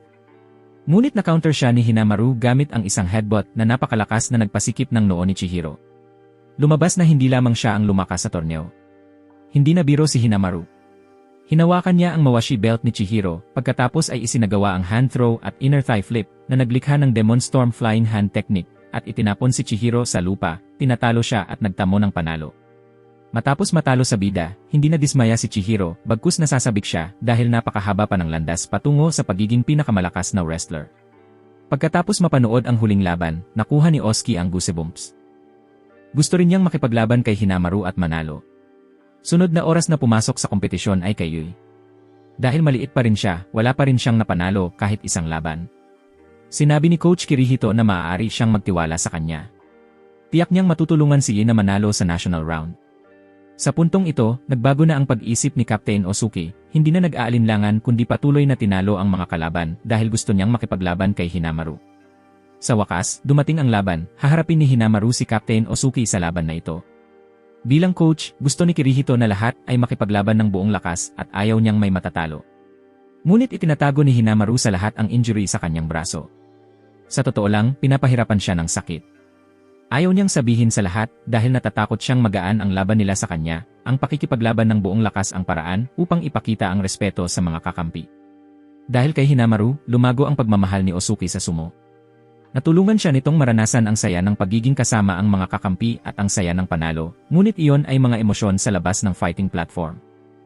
Ngayon, makikipaglaban si Osuki ng buong lakas dahil ito ang una at huling pagkakataon niyang harapin si Hinamaru. Nagsimula ang laban, sumugod si Hinamaru, tinamaan ang dibdib ni Osuki gamit ang headbutt, ngunit sanay na siyang tumanggap ng ganitong galaw dahil sa araw-araw na pagsasanay. Hinawakan ni Osuki ang likurang braso ni Hinamaru, ngunit sumagot ito gamit ang katulad na galaw. Napansin ni Osuki na hindi kasing lakas ang kapit ni Hinamaru tulad ng dati, marahil dahil seryosong nasugatan ang kanyang kamay. Sakaling balak ng Captain Osuki na hayaang manalo si Hinamaru, pinigilan siya nito, ang pakikipaglaban ng buong lakas ang paraan upang ipakita ang respeto bilang sumo sa kalaban. Kaya hindi na humawak-hawak ang senior at ibinuhos ang lahat laban sa kanyang junior. Hindi rin umatras si Hinamaru. Nagpatuloy ang kanilang pakikipaglaban. Ngayon, tila ibang tao si Captain Osuki, inaatake ang kanyang junior nang walang pag-ingat. Lubhang kapakipakinabang ang upper body training at heart reckless conditioning mula sa coach para sa kanya na dati ay nakatuon lamang sa lakas ng ibabang bahagi ng katawan. Ngunit hindi hahayaan ni Hinamaru na manalo ang sinuman dahil lamang sa kanyang injury. Ginamit pa nga ni Hinamaru ang nasugatang braso upang umatake, tiniis niya ang sakit. Noong middle school, nagsanay si Hinamaru ng mag-isa, walang tulong o payo mula sa iba. Inakala ni Hinamaru na walang makakaintindi sa kanya at tinanggap niya iyon hanggang sa makita niya ang sariling gawa niyang sumuring. Nararamdaman niya noon na parang may totoong kapatid siya. Bagamat masakit ang kanyang siko, wala siyang iniwanang laban sa pakikipaglaban kay Captain Osuki. Ipinamalas ni Hinamaru ang kanyang Demon Wheel technique, ngunit napakatatag ng ibabang katawan ni Osuki kaya nito itong hinarap. Parehong naramdaman nilang humaharap sa isang tunay na kalaban, kaya ibinuhos nila ang lahat ng kanilang lakas. Tumayo ng matatag si Hinamaru at itinulak si Osuki palabas ng fighting platform. Layon niyang ilagay ang lahat ng lakas sa galaw na ito. Huminga ng malalim si Osuki upang mapaglabanan ito. Lalong naging tensyonado ang laban. Bagamat hindi pa malinaw kung sino ang mananalo o matatalo, nag-cheer ang audience para sa dalawa. Ngunit sa huli, ang stamina at lakas ni Hinamaru ay isang antas na mas mataas kaysa kay Captain Osuki. Sa sandaling maubusan ng hininga, nagawa niyang itulak siya palabas ng fighting platform at manalo, halos sumabog ang buong estadium. Sa kabila ng pagkatalo, itinuring ni Osuki na ito ang pinakakasiyasyang laban na kanyang naranasan. Nagkamayan ang dalawa at nagkasundo para sa national round. Pagkatapos humupa ang kasiyahan, naalala ni Osuki na tanungin ang tungkol sa kamay ni Hinamaru. Sa labas ng fighting ring, nanatili siyang dedikadong team captain. Pagkatapos, pumunta ang grupo upang tanggapin ang kanilang mga parangal. Hiningi rin ni Rihanna na kumuha ng commemorative photo upang batiin ang lahat sa kanilang tagumpay. Kinabukasan, pagdating ni Hinamaru sa paaralan, nakita niya ang isang malaking banner na bumabati sa sumo club sa pagkamit ng pwesto sa national round. Tila sinubaybayan ng mga tao sa paaralan ang laban kahapon, kaya ngayon ay sumusuporta sila sa sumo club na parang sila ay mga idolo nila. Sa school-wide assembly, tinawag ang mga miyembro ng sumo club upang tanggapin ang kanilang parangal, at nagsimula ang crowd sa ibaba na isigaw ang pangalan ng bawat isa. Napanood din ng principal ang laban at pinuri ito bilang napakaganda. Gamit ang pagkakataong ito, hiniling ni Coach Kirihito sa principal na dagdagan ang budget ng club. Bagaman sila ay pinararangalan, hindi maintindihan ng grupo kung bakit alam ng ibang estudyante ang labis tungkol sa laban kahapon. Noong panahong iyon, kakaunti lang ang mga taga-suporta ng Odachi High School, kaya't labis itong nakakagulat. Biglang tumakbo si Gay at sinabi na alam niya kung bakit ganoon ang kilos ng mga estudyante sa paaralan. Sa kanyang telepono, may video ng kanilang huling laban kahapon, may isang tao na nag-record ng laban at in-upload ito sa social media, at ang video ay naging trending. Habang nagtataka sila kung sino ang nag-post nito, biglang lumitaw ang isang babaeng estudyante na nagsabing siya ang nag-upload ng video. Ang itim ang buhok na babae ay si Chizuko. Siya ang babaeng iniligtas ni Hinamaru mula sa isang pervert sa tren noon. Inamin ni Chizuko na labis siyang nasasabik nang maitatag ang sumo club at nais niyang ipamahagi ang damdaming ito sa ibang estudyante. Dumating siya ngayon upang humingi ng pahintulot na maging manager ng club. Ang biglaang pagdating ng isang babaeng manager ay labis na ikinasya ng mga lalaki. Dahil kailangan ni Kirihito ng isang tao para tumulong, agad niyang pinayagan ito. Nang makita niyang parang maiiwan siya sa gilid, hindi nakapagpigil ang presidente ng student council na si Reina at nagtanong kung bakit hindi muna sila kinonsulta kung gusto nilang magkaroon ng manager. Hindi nag-atubili si Kirihito at tinanggap ang parehong babae. Mula ngayon, ang student council ay nasa ilalim ng kontrol ng sumo club. Pagkatapos, pumunta ang grupo sa isang barbecue restaurant upang ipagdiwang ang kanilang tagumpay at ang pagdagdag ng 2 bagong miyembro. Nang makita nilang nakapasok ang magandang si Chizuko sa club, patuloy na nagbiro si Kei at Chihiro, nagtatanong kung kaninong laban ang pinakakapanabik. Ngunit hindi nila alam na may crush si Chizuko sa ating bida, isang tingin lang sa kanya, namula agad ang kanyang mukha. Nag-alala si Reina na baka maapektuhan ang kanyang posisyon sa club, kaya kusang loob siyang tumindig upang ipakita ang kanyang sarili, ngunit nagulat nang hindi man lang maalala ni Hinamaru na siya pala ang kapatid ni Yuma. Sa pamamagitan ng sumo club manager, kailangang gawin ang mga trabahong dating ginagawa ni Captain Osuki at Kirihito, pati na rin ang paghahanda ng mga sangkap para magluto ng tiyankanabe na hindi nila nagawa dati dahil sa kakulangan sa budget. Nang marinig ito, sinabi ni Rihanna na kaya niyang hawakan ang pera, kaya matagumpay na nahulog sa bitag ni Kirihito ang babaeng ito. Sa pagkakataong iyon, nasa 2,000 yen na buffet sila na may limitasyon na 70 minuto, kaya anuman ang kanilang gagawin, kailangan munang kumain. May mahigit sa 100 putahe, kabilang ang barbecue, sushi, at mga dessert, na maaari nilang kainin ng walang limitasyon sa loob ng itinakdang oras. Nagsimula ang mga lalaki na magpaligsahan kung sino ang makakakain ng mas marami, habang ang 2 babae ay nakatutok sa dessert counter. Ipinrito ni Yuma ang karne ng sobrang galing na kinailangan ng may-ari ng restaurant na gamitin ang pinakapinong papuri na hindi iniisip ng iba para sa isang nag-ihaw ng karne. Masigasig naman si I sa pag-ihaw ng bawat piraso ng karne nang biglang ginamit ni Chihiro ang whirlwind technique para kunin lahat ng karne mula sa grill at ilagay sa kanyang bibig, naiwan ang bata na tanging sumisigaw na lang. Dahil lahat ay kumakain lang ng karne, naghanda si Yuma ng isang plato ng gulay para sa kanila, ngunit pinagsabihan siya ni Chihiro na kung nasa buffet sila, dapat kumain ng karne para sulit ang pera. Gayunpaman, ayaw ng may-ari ng restaurant na sobra silang kumain, kaya proactively niyang inilabas ang kanin at ramen upang ialok sa lahat. Lahat ng ito ay mga pagkaing mataas sa carbohydrates na mabilis makapagpapabusog sa kanila at hindi na makakakain ng mas marami pang karne. Ngunit nagkamali siya sa paghusga sa club na ito. Sila ay mga sumo wrestler na may sobrang lakas ng gana sa pagkain. Dito, naglabas din si Kirihito ng ilang plato na puno ng pagkain at sinabi na bawat sumo wrestler ay kailangan kumain ng 20,000 calories upang magkaroon ng sapat na enerhiya sa pag-ehersisyo. Hindi sila titigil hanggang maabot ang 100 kilo. Kaya't sumabak sina Captain Osuki at Kei na kanina ay nagsasabing busog na sila at kumain ng walang humpay. Patuloy si Kirihito sa pagdadala ng pagkain habang si Chizuko ay nakaupo at nagfi-film, ngunit puro si Hinamaru lamang ang kinukunan. Pagod na sa pagkain ng karne, lumipat sila sa paglusob sa mga dessert na ikinabalisa ng may-ari ng restaurant dahil siguradong magkakaroon siya ng pagkalugi. Nang 5 minuto na lang ang natira, inilapag na nila ang kanilang chopsticks at sumuko. Ito ay isang uri ng pagpapahirap, hindi selebrasyon. Sa ganitong sitwasyon, kailangan nilang magbayad ng penalty. Ngunit sinabi ni Hinamaru na tuloy pa rin siyang kumakain at nagpatuloy sa pag-ihaw ng mas maraming karne. Gusto ni Hinamaru na pilitin ang sarili niyang lumaki tulad ng maalamat na Yakuizuna na si Yamato Kuni at higit sa lahat, kasalanan ang sayangin ang pagkain kaya kumain pa siya ng isa pang bunton ng karne kasama ng ilang mangkok ng kanin.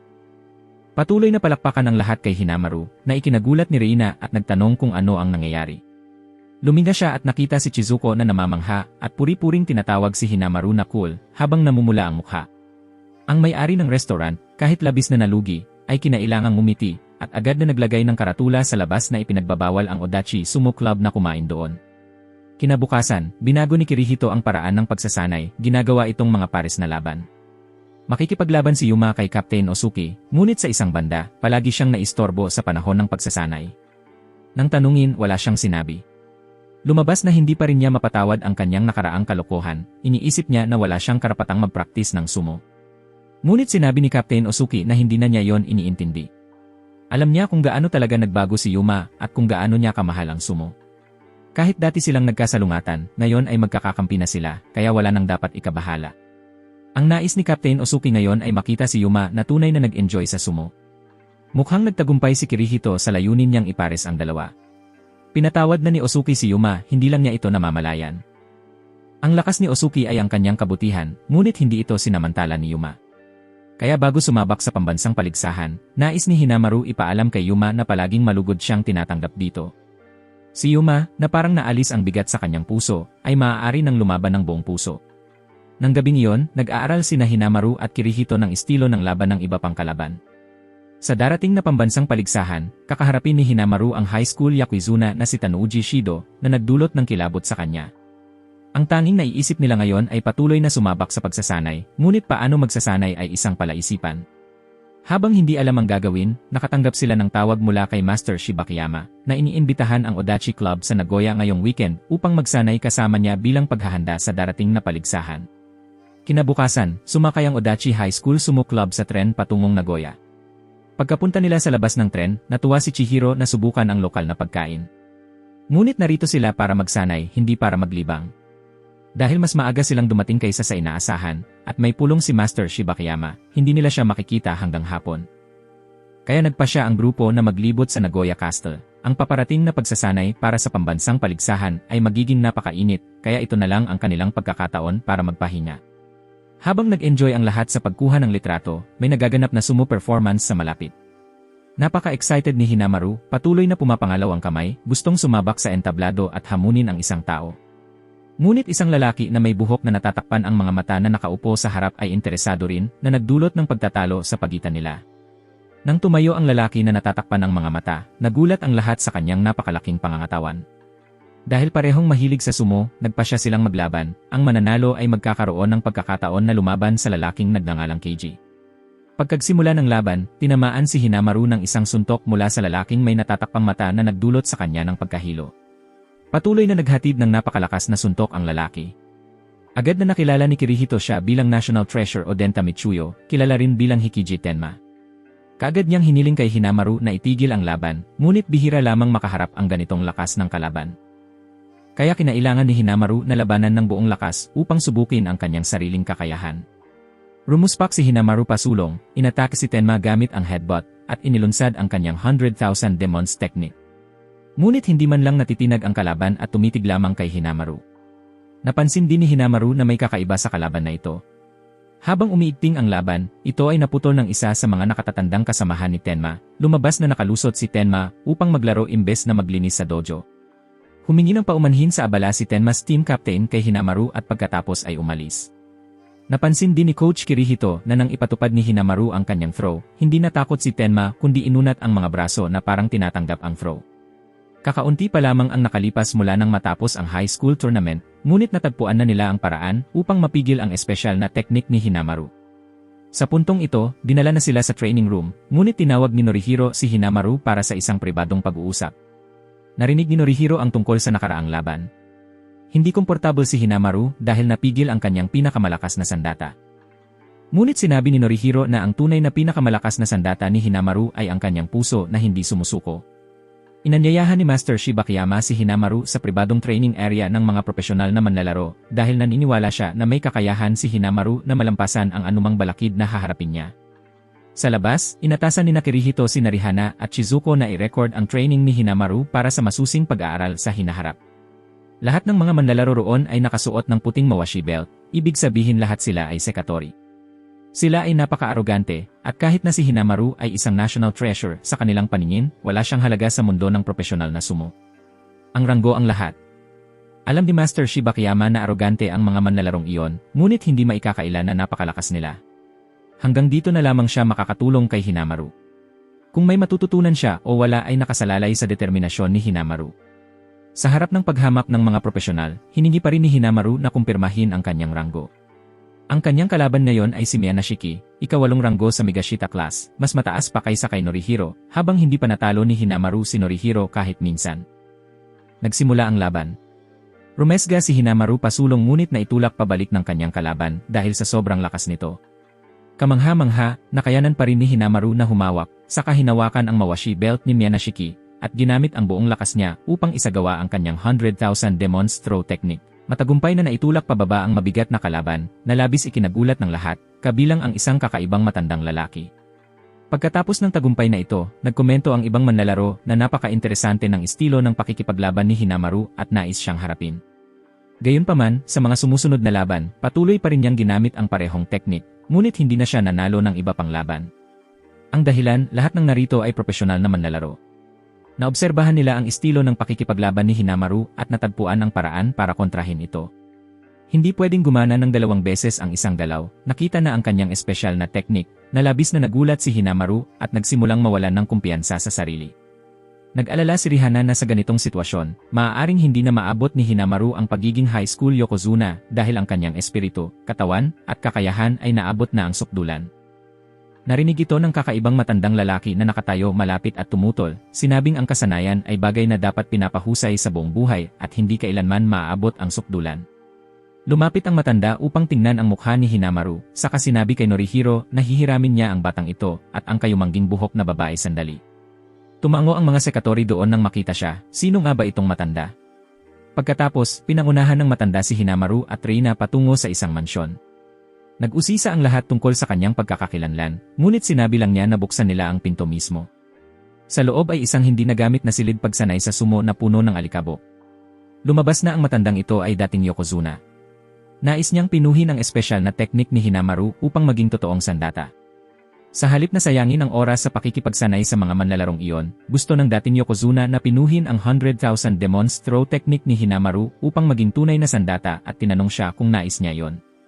Handa si Hinamaru na gawin ang lahat para maging mas malakas. Yumuko siya at hiningi sa matanda na sanayin siya. Mananatili sa Nagoya ang sumo club ng Odachi High School ng 1 linggo para sa pagsasanay. Kaya nais ng matanda na si Hinamaru at Riena ay gugulin ang buong linggo kasama siya. Naiintindihan ang paglahok ni Hinamaru. Ngunit bakit kailangan ding manatili si Riena? Wala namang ipinaliwanag ang dating yokozuna. Binigyan niya silang 2 ng mga tuntunin.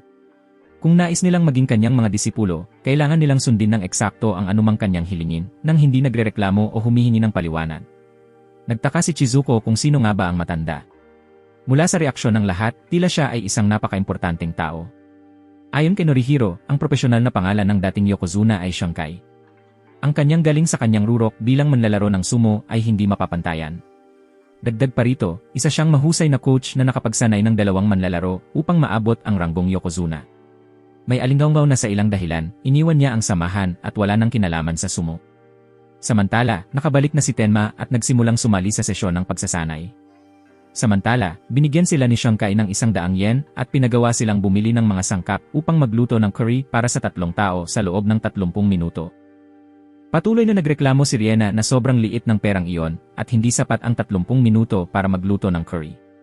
Ngunit sinabi ni Xiang Kai na bahagi rin ng pagsasanay ang paggamit ng utak, kaya tiyak na may paraan.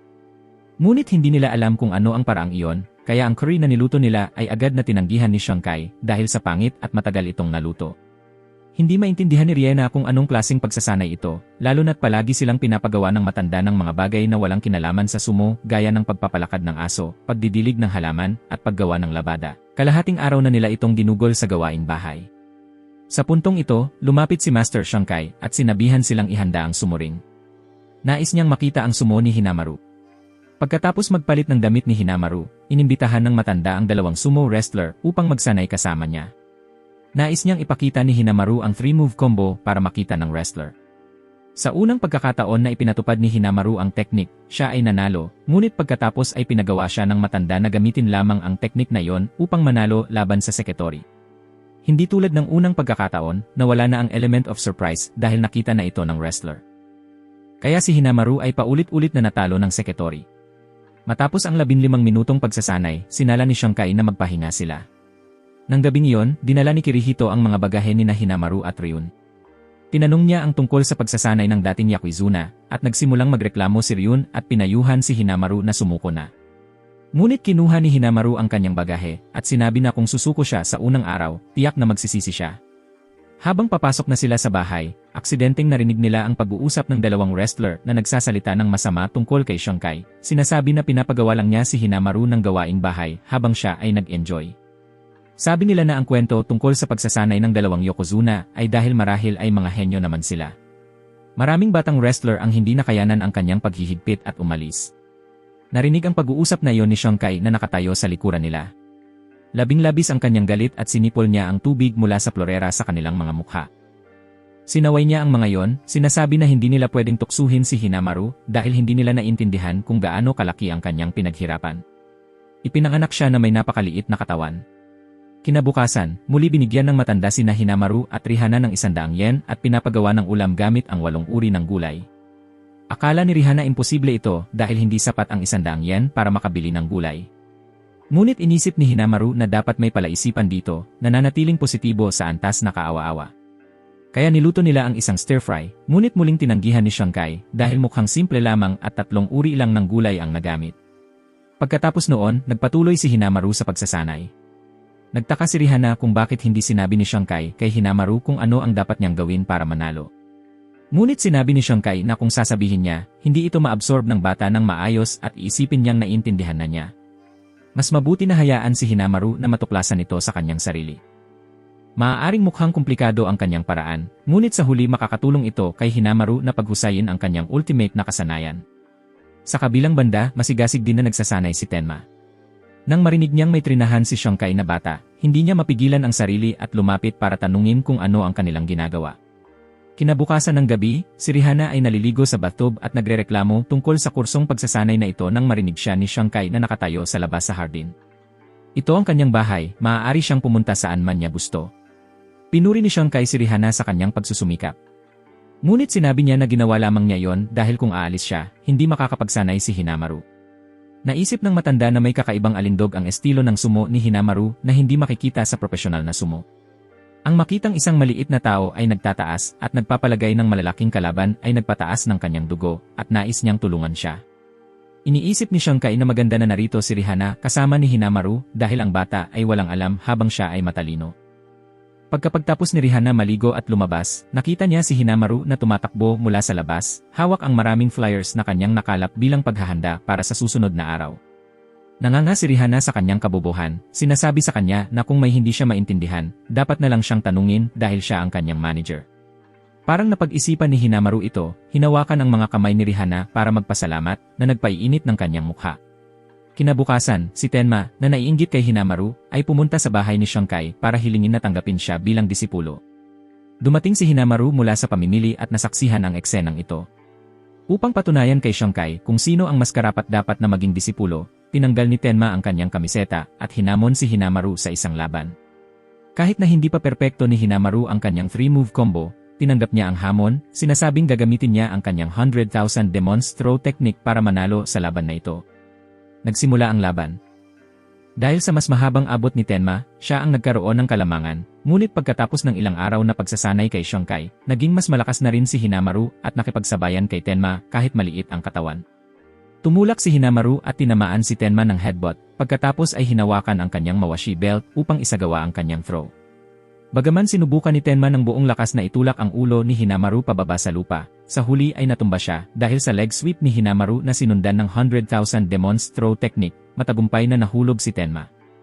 Nang masaksihan ni Xiongkai ang kahusayan ng 3-move combo ni Hinamaru, siya ay labis na natuwa. Ang susunod na hamon ni Hinamaru ay makipaglaban sa isang tunay na Yokozuna. Kahit na kayang talunin si Tenma, kapag hinarap ang isang tunay na Yokozuna, napakalayo pa ng kanyang antas, hindi pa niya kayang tumagal ng 5 segundo.